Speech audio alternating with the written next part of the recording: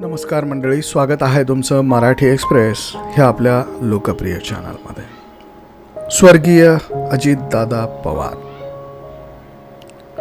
बारामती विमानतळावरती विमान उतरवत असताना झालेल्या अपघातामध्ये महाराष्ट्राचे उपमुख्यमंत्री स्वर्गीय अजितदादा पवार यांचा मृत्यू झाला आणि ज्या ठिकाणी त्यांचं हे विमान कोसळलं होतं त्याच ठिकाणी अशा पद्धतीचा त्यांच्या स्मृतींना उजाळा देणारा एक प्रसंग ठिकाण हे तयार करण्यात आल्याचं व्हिडिओमध्ये दिसतं आहे.